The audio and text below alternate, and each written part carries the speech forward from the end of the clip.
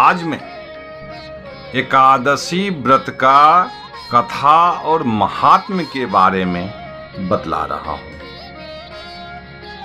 यह एकादशी व्रत साल में 24 होते हैं तथा अधिक मास पड़ने से 2 एकादशी की वृद्धि होती है। एकादशी व्रत जो 24 हैं उनके अपने अपने अलग अलग नाम से जाना जाता है।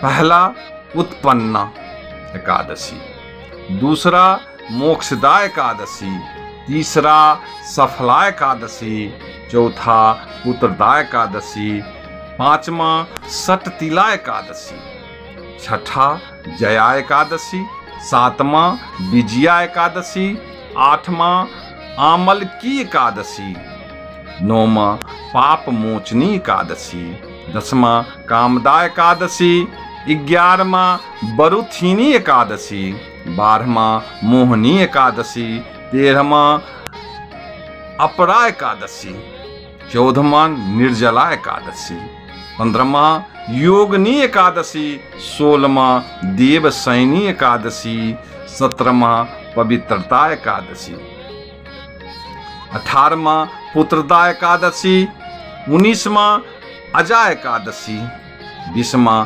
परिवर्तनी एकादशी, 21वां इंदिरा एकादशी, 22वां पापा पुंसा एकादशी, 23वां रमा एकादशी और 24वां देवोत्थानी एकादशी। इन 24 नामों के अतिरिक्त अधिक मास में पद्मिनी और परमा ये 2 एकादशी होते हैं जो नामानुसार फल देती है। इसी एकादशी के व्रत के कथा मैं आप लोगों को सुना रहा हूं। श्री सूत जी महाराज ब्राह्मणों से बोले कि हे ब्राह्मणों, इस विधि युक्त उत्तम महात्म्य को श्री कृष्ण जी ने कहा था।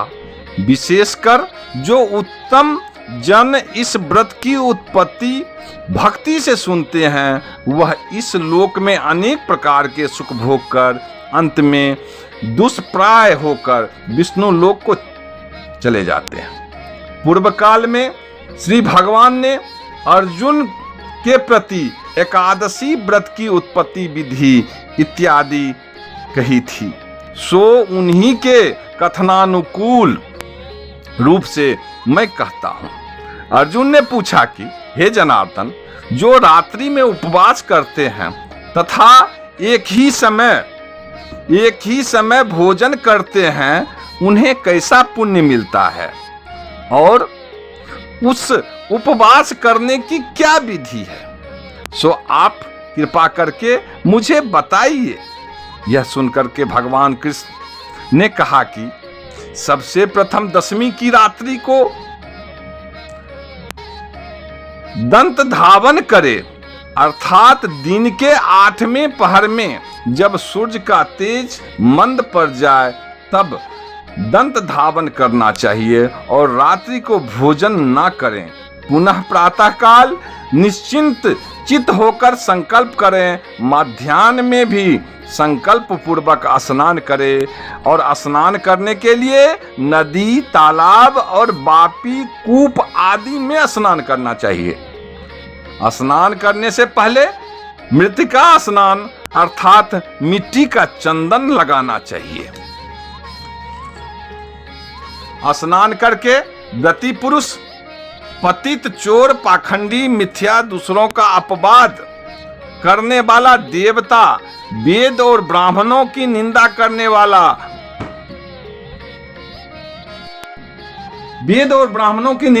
वाला, और जो अगमया गमन करने वाला, दुराचारी, पर द्रव्य चुराने वाला, इन सबों से बात ना करें। यदि देवता इनको देख ले तो इस पाप को दूर करने के लिए सूर्य को देखें। स्नान के अनंतर सादर, नैवेद्य आदि अर्पण कर भगवान की पूजा करें। दीप दान करें, यह सब कर्म भक्ति भाव युक्त होकर के करें। उस दिन निद्रा और मैथुन ना करें। दिन तथा रात्रि नित्य गायन आदि सद्वार्ता में बिताएं। भक्ति युक्त होकर ब्राह्मणों को दक्षिणा दें और प्रणाम पूर्वक उनसे अपनी त्रुटि की क्षमा मांगें। शुक्ल पक्ष की और कृष्ण पक्ष की एकादशी दोनों धार्मिकों के लिए सम्मान है। इन दोनों एकादशी में भेद बुद्धि उचित नहीं है। इस प्रकार जो एकादशी व्रत करते हैं उन मनुष्यों को शंखोद्वार तीर्थ में स्नान करके भगवान के दर्शन से जो पुण्य प्राप्त होता है वह एकादशी व्रत के पुण्य के 16वें हिस्से के भी बराबर नहीं है। व्यतिपात योग में संक्रांति समय में चंद्र सूर्य ग्रहण में कुरुक्षेत्र में स्नान से जो फल प्राप्त होता है वह सब एकादशी के व्रत करने से मनुष्य को प्राप्त होता है। अश्वमेध यज्ञ करने से जो फल मिलता है उससे 100 गुना अधिक पुण्य एकादशी के व्रत से होता है। जिस मनुष्य के घर में एक सहस्त्र तपस्वी 60,000 वर्ष भोजन करें उससे जो पुण्य प्राप्त होता है सो एकादशी व्रत से होता है। वेद वेदांग पूर्व ब्राह्मण को 1000 गौदान करने से जो पुण्य मिलता है उससे 10 गुना अधिक पुण्य एकादशी के उपवास करने से मिलता है। 10 उत्तम ब्राह्मणों को भोजन कराने से जो पुण्य होता है उससे 10 गुना अधिक पुण्य एकादशी के उपवास से होता है। 10 उत्तम ब्राह्मणों को भोजन कराने से जो पुण्य होता है उसे 10 गुना अधिक ब्रह्मचारियों को भोजन से होता है और इससे 1000 गुना अधिक कन्या और भूमि दान से पुण्य है। इससे 10 गुना अधिक विद्यादान से पुण्य मिलता है। विद्यादान से 10 गुना अधिक पुण्य भूखे को अन्न देने से होता है। अन्नदान के बराबर और दूसरा पुण्य कोई नहीं है। इसके द्वारा स्वर्गीय पितर तृप्त होते हैं। इसके पुण्य का प्रभाव देवताओं को भी जानना दुर्लभ है। नतव्रत करने का आधा फल एक भुक्त व्रत से होता है। एकादशी को इनमें से कोई करना चाहिए, तभी तीर्थ तक गर्जना करते हैं। दान नियम यम अपने फल की तभी तक घोषणा करता है। यज्ञों का फल तभी तक है जब तक कि एकादशी प्राप्त नहीं हुई है।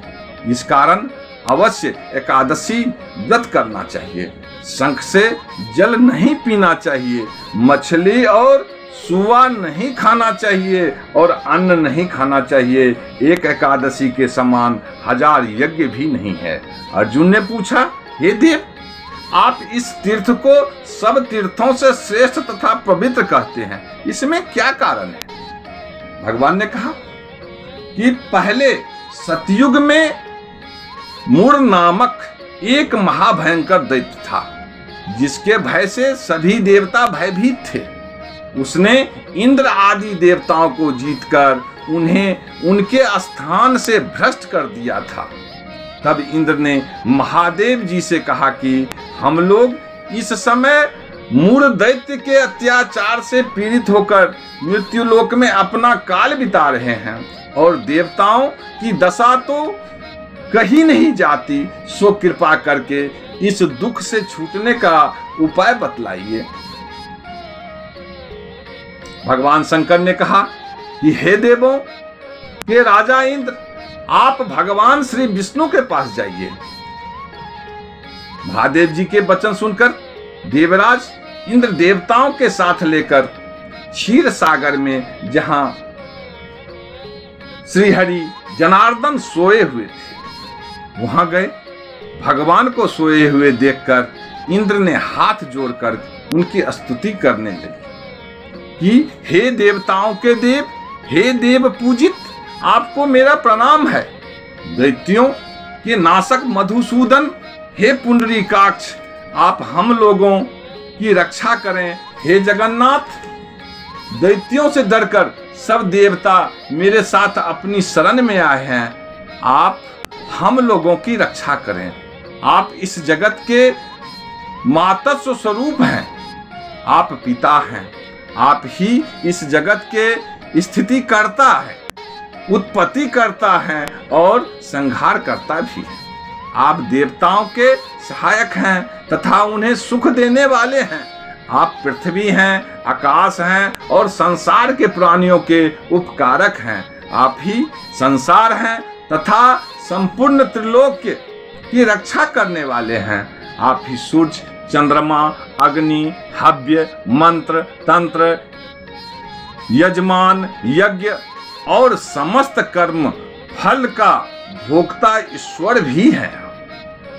इस संपूर्ण जगत में ऐसा कोई स्थान नहीं है जहां आप ना हैं। हे शरणथ, आए हुए के रक्षक, हे देव, हे भगवान, आप हम लोगों की रक्षा करें। इस समय दानवों ने देवताओं को जीत लिया है और उन्हें स्वर्ग से भगा दिया है। अब देवता लोग अपने स्थान को छोड़कर भूमि में इधर उधर भटकते फिरते हैं। आप ही उनके सब रक्षक हैं। इस प्रकार से इंद्र के वचनों को सुनकर के भगवान श्री हरि बोले कि वह कौन दैत्य है जिसने देवों को जीता है? वह कहाँ रहता है? उसका नाम क्या है और उसका बल क्या है? हे इंद्र, यह सब विस्तार पूर्वक कहिए तथा भय छोड़ दो। यह सुनकर के इंद्र कहने लगे कि हे देव, पहले एक बड़ा भारी नारी जंग नामक दैत्य था जिसकी उत्पत्ति ब्रह्म वंश में थी और वह अपने बल से गर्वित होकर देवों को सर्वदा पीड़ित करता था। उसी का पुत्र मरु नामक दैत्य है जिसकी राजधानी का नाम चंद्रावती है। वह नगरी अति सुंदर है। वह दैत्य अपने प्रखर बीर्ज से संपूर्ण विश्व को जीतकर और देवताओं को देवलोक से निकालकर इंद्र, अग्नि, यम, वरुण और चंद्रमा आदि लोकपाल स्वयं बन बैठा है। स्वयं सूर्य बनकर जगत को तपा रहा है। स्वयं पर्जन्य मेघ बनकर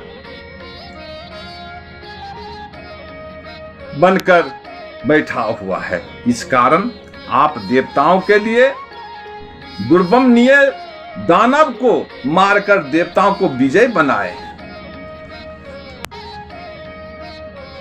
श्री इंद्र से उसका अत्याचार सुनकर अत्यंत क्रुद्ध हो गए भगवान तथा इंद्र को संबोधन करके बोले कि हे देवेंद्र, अब मैं आप लोगों को शत्रु भय से शीघ्र ही निर्मूल करूंगा और हे बलशाली देवों, आप लोग सब मिलकर चंद्रावती पुरी को जाओ।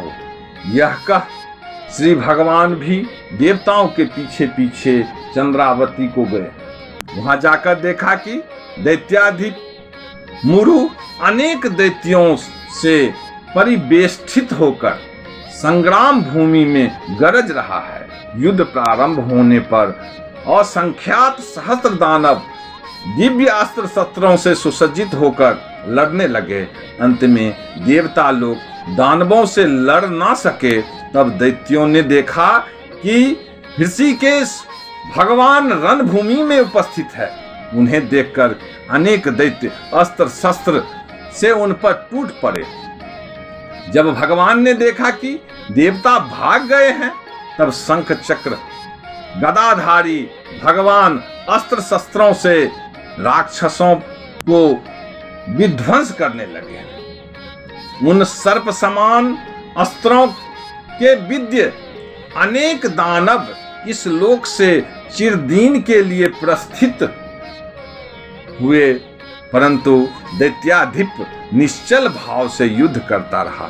भगवान जिन जिन अस्त्रों का प्रयोग उस पर करे वह सब उसके तेज से कुंठित होकर फूल के समान उसके अंगों में मालूम पड़ते थे। अनेक शस्त्रों के प्रयोग करने से भी जब भगवान उसको ना जीत सके तब क्रुद्ध होकर के परिघ तुल्य बाहुओं से मल्लयुद्ध करने लगे। देवताओं के 1000 वर्ष भगवान ने उससे युद्ध किया परंतु वह नहीं हारा। तब भगवान शांत होकर विश्राम करने की इच्छा से बद्रिकाश्रम चले गए। वहां 48 कोस की लंबाई में विस्तृत और एक द्वार युक्त हेमवती नामक गुफा में शयन करने के अर्थ से भगवान ने प्रवेश किया। हे धनंजय, मैं उस गुफा में सोया था। वह दानव भी मेरे पीछे पीछे उस गुफा में चला आया और मुझे सोते देखकर मारने के लिए उद्धत हो गया। वह समझता था कि आज मैं दानव के चिर शत्रु इनको मारकर उन्हें निष्कंटक बनाऊं। उसी समय मेरे शरीर से अत्यंत सुंदरी दिव्य अस्त्र लिए एक कन्या उत्पन्न होकर दानव राज के सन्मुख युद्ध के लिए उपस्थित हुई। दानवेंद्र उनसे युद्ध करने लगा और युद्ध में उनकी निपुणता देखकर सोचने लगा कि इस रुद्र स्वरूप स्त्री को किसने बनाया, जिसके बाण वज्रों के समान है। पुनः उन दोनों में घमासान युद्ध आरंभ हो गया। एक मुहूर्त में ही उस कन्या ने दानव राज के अस्त्र शस्त्रों को काटकर उसे रथ विहीन कर दिया। वह दानव विरथ और निशस्त्र होकर आक्रमण करने के लिए दौड़ा परंतु भगवती ने उसे मुष्टिक प्रहार कर जमीन पर गिरा दिया। दानव पुनः उठकर कन्या को मारने की इच्छा से दौड़ा। उसे आते देखकर भगवती ने उसका सिर धड़ से अलग करके उसे यमलोक भेज दिया और उसके साथी भयभीत होकर के पाताल को चले गए। तब भगवान उठे और सामने हाथ जोड़ खड़ी हुई उस कन्या को देखकर परम प्रसन्न हुए और बोले कि संपूर्ण देव गंधर्व नाग लोकेश सभी को जीतने वाले इष्ट दुष्ट दानव को रण में किसने मारा है, जिसके भय से मैंने इस कंदरा का आश्रय लिया था, सो किसने कृपा कर मेरी रक्षा की है।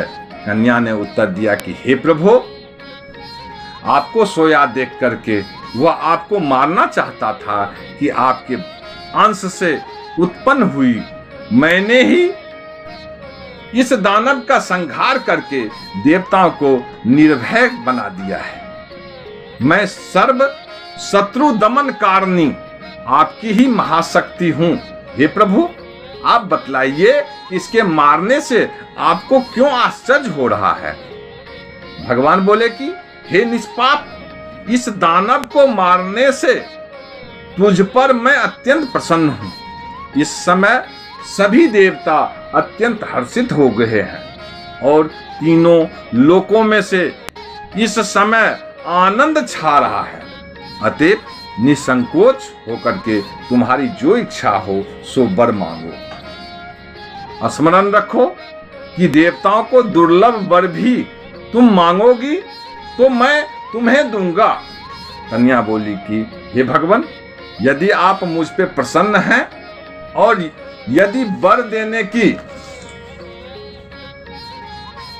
इच्छा है तो मुझे वह वर दीजिए कि इस दिन यदि कोई उपवास करे तो मैं उसके पापों से उसे तारने में समर्थ हूं और उपवास से जो पुण्य होता है उससे आधा रात्रि भोजन में होते हैं और उसका आधा पुण्य एक संध्या भोजन करने वालों को हो।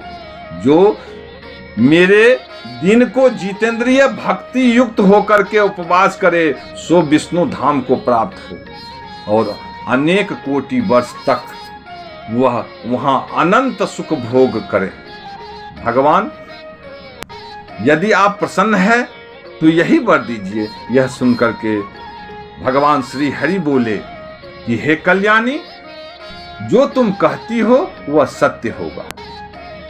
जो हमारे और आपके भक्त हैं उनकी कीर्ति जगत में प्रसिद्ध होगी तथा वे मेरे समीप वास करेंगे।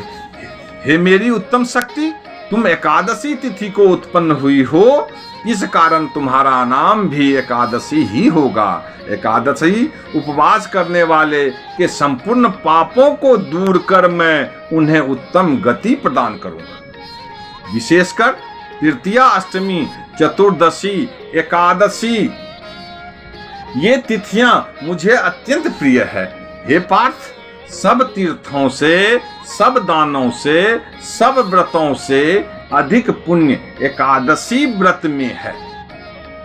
विष्णु भगवान इतना वर देके वहीं अंतर ध्यान हो गए और एकादशी तिथि भी वर पाकर परम संतुष्ट तथा हर्षित हुई। हे अर्जुन, जो मनुष्य एकादशी का व्रत करते हैं मैं उनके शत्रुओं का नाश करके अवश्य उत्तम पद देता हूँ। इस प्रकार एकादशी की उत्पत्ति हुई।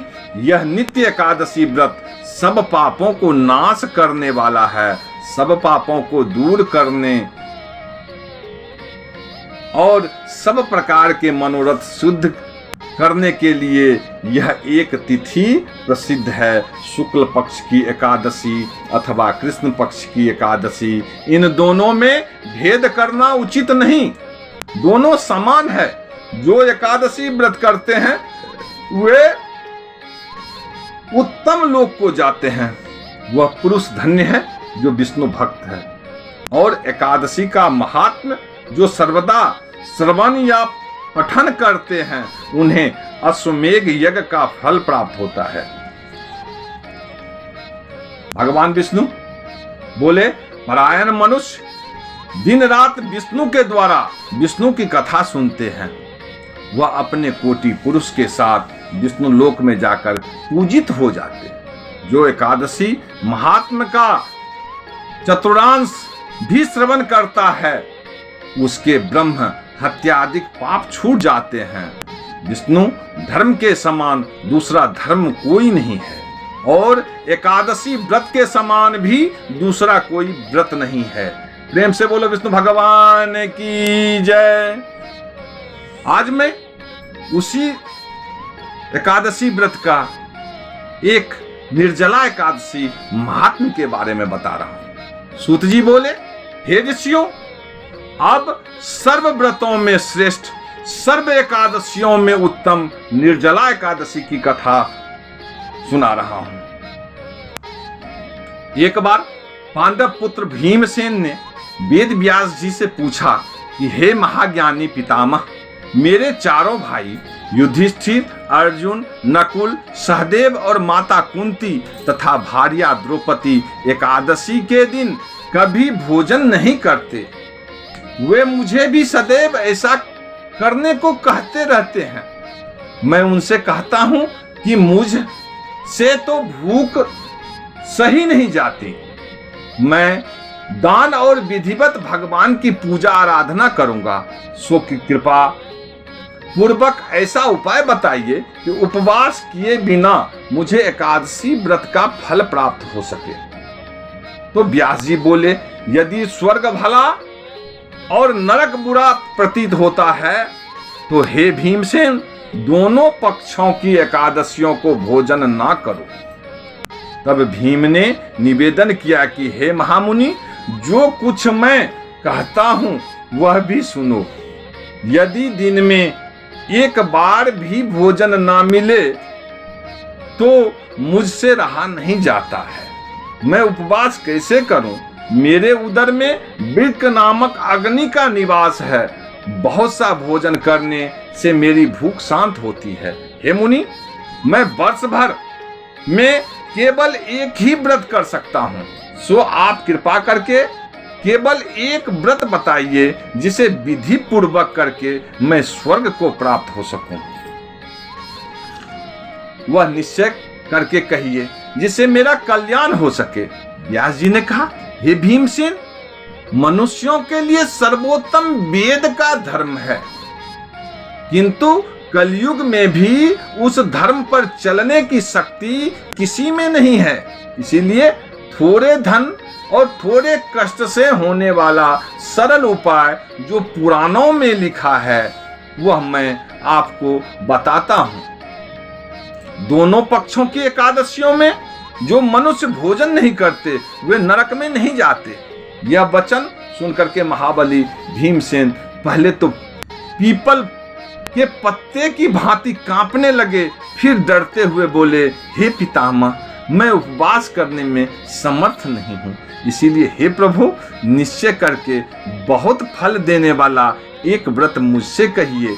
तो व्यास जी बोले, वृष मिथुन राशि के सूर्य में ज्येष्ठ मास के शुक्ल पक्ष में जो एकादशी होती है उसका नाम निर्जला एकादशी व्रत है।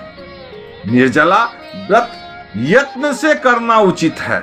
स्नान और आचमन करने से जलपान वर्जित है। केवल एक घूंट जल से आचमन करें, अधिक पीने से व्रत खंडित हो जाता है। एकादशी के सूर्य उदय से लेकर द्वादशी के सूर्योदय तक जल ग्रहण ना करें और ना भोजन करें तो बिना परिश्रम ही सभी एकादशी युक्त एकादशियों का फल मिल सकता है। द्वादशी को प्रातः काल स्नान करके स्वर्ण और जल ब्राह्मण को दान करें, फिर ब्राह्मणों सहित भोजन करें। हे भीमसेन, इस विधि से व्रत करने से जो फल मिलता है वह सुनो। सारे वर्ष में जो एकादशियां आती है उन सब का फल निसंदेह केवल इस एकादशी के व्रत से प्राप्त होता है। शंख चक्र गदाधारी भगवान विष्णु से स्वयं वह मुझसे कहा है कि सब त्याग कर केवल मेरी शरण में आओ और सुन, एकादशी निराहार व्रत करने से मनुष्य सब पापों से छूट जाता है। सब तीर्थ यात्रा तथा सब प्रकार के दानों में से जो फल मिलता है वह सब इस एकादशी व्रत से मिल जाता है। कलयुग में दान देने से भी ऐसी सद्गति नहीं होती है। अधिक क्या कहूं, ज्येष्ठ शुक्ल पक्ष की एकादशी को जल और भोजन ना करें। हे वृकोदर, इस व्रत से जो फल मिलता है उसको सुनो। सब एकादशी व्रतों से जो धन्य धान्य व आयु आरोग्यता आदि की वृद्धि होती है वे सब फल निसंदेह इस निर्जला एकादशी व्रत से प्राप्त होते हैं। हे नरसिंह भीम, मैं तुझसे सत्य वचन कहता हूं कि इसके करने से अति भयंकर काले पीले रंगों वाले यमदूत, भय देने वाला दंड और फांसी सहित उस मनुष्यों के पास से भटक जाते हैं। बल्कि पीतांबरधारी हाथों में चक्र लिए वे मोहिनी मूर्ति विष्णु के दूत अंत समय में विष्णु लोक में ले जाने को आते हैं। अतः जल रहित व्रत करना उचित है। फिर जल और गोदान करने से मनुष्य सब पापों से मुक्त हो जाता है। वैशम पायन जी कहते हैं, हे जनमय, तब से भीमसेन यह व्रत करने लगे और तभी से इसका नाम भीमसेनी एकादशी व्रत हुआ। हे राजन, इसी प्रकार तुम भी सब पाप दूर करने के लिए उपवास करके विष्णु की पूजा करो और इस प्रकार प्रार्थना करो कि हे भगवान, मैं आज निर्जल व्रत करूंगा। हे देवेश, द्वादशी को भोजन करूंगा। यह कह करके सब पापों की निवृत्ति के लिए श्रद्धा से इंद्रियों को बच करके व्रत करें। स्त्री और पुरुष के मंदराचल पर्वत के समान बड़े से बड़े पाप भी इस एकादशी के व्रत से नष्ट हो जाते हैं। यदि गौदान ना कर सके तो वस्त्र में बांधे स्वर्ण के साथ घड़ा दान करें। निर्जला एकादशी को स्नान, दान, तप, होम आदि जो धर्म काज मनुष्य करता है सो सब अक्षय हो जाता है। हे राजन, जिसने एकादशी का विधिव्रत व्रत कर लिया है उसे और धर्माचार करने की क्या आवश्यकता है। सब प्रकार के व्रत करने से विष्णु लोक प्राप्त होता है। और हे कुरुश्रेष्ठ, एकादशी के दिन जो स्वर्ण, अन्न, वस्त्र दिया जाता है उसके पुण्य का भी कभी नाश नहीं होता है। एकादशी के दिन जो मनुष्य अन्न भोजन करते हैं वह पापी हैं, इस लोक में चांडाल होते हैं, अंत में दुर्गति को पाते हैं। इस एकादशी का व्रत करके दान देने वाले मोक्ष को प्राप्त होंगे। ब्रह्महत्या, मदिरापान, चोरी, गुरु से द्वेष और मिथ्या बोलना यह सब महापाप द्वादश युक्त एकादशी का व्रत करने से क्षय हो जाते हैं। हे कुंती पुत्र भीम, अब इस व्रत की विधि सुनो। यह व्रत स्त्री और पुरुष को अत्यंत श्रद्धा से इंद्रियों को वश में करके करना चाहिए। क्षीर साई भगवान की पूजा करके गौदान करें। दूध देने वाली गौ मिष्ठान और दक्षिणा सहित विधि पूर्वक दान करें। हे श्रेष्ठ भीम, इस प्रकार भली भांति ब्राह्मण को प्रसन्न होने से श्री भगवान संतुष्ट होते हैं। जिसने यह महाव्रत नहीं किया उनसे आग्रह करो कि वो व्रत करे। उसने आत्मद्रोह किया है, वह दुष्ट दुराचारी है।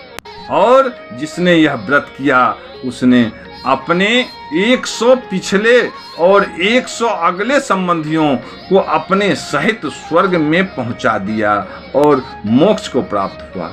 जो मनुष्य शांति से दान और पूजा करके रात्रि को जागरण करते हैं और द्वादशी के दिन अन्न, जल, वस्त्र, उत्तम सेज्या, कुंडल, सुपात्र ब्राह्मण को दान करते हैं वह निसंदेह स्वर्ण के विराम पे बैठकर स्वर्ग को जाते हैं। इस कथा को पढ़ने और दूसरे को सुनाने वाले स्वर्ग को प्राप्त होते हैं। जो फल पाप नाशनी अमावस्या अथवा सूर्य ग्रहण में दान पुण्य करके मिलता है वही फल इसके सुनने मात्र से प्राप्त हो जाता है। दंत धावन कर विधि अनुसार बिना अन्न तथा जल के व्रती मनुष्य इस एकादशी का व्रत और आचमन जल के अतिरिक्त और जल ना पीकर द्वादशी के दिन देव देवेश त्रिविक्रम भगवान की पूजा करें। जल, पुष्प, धूप, दीप अर्पण कर यथाविधि पूजन करके प्रार्थना करें कि हे देवेश, हे ऋषिकेश, हे संसार सागर से पार कराने वाले, इस घड़े में के दान करने से मुझे मोक्ष प्राप्त हो। हे भीमसेन, फिर अपनी सामर्थ्य के अनुसार अन्न, वस्त्र, छत्र, फल आदि घड़े पर रखकर ब्राह्मणों को दान दें। तत्पश्चात श्रद्धा पूर्वक ब्राह्मणों को भोजन करवाकर आप भी चुप होकर भोजन करें। इस प्रकार जो इस व्रत को करते हैं यथा सब पापों से छूटकर अनेक प्रकार की सुख प्राप्त करते हैं। प्रेम से बोलो विष्णु भगवान की जय।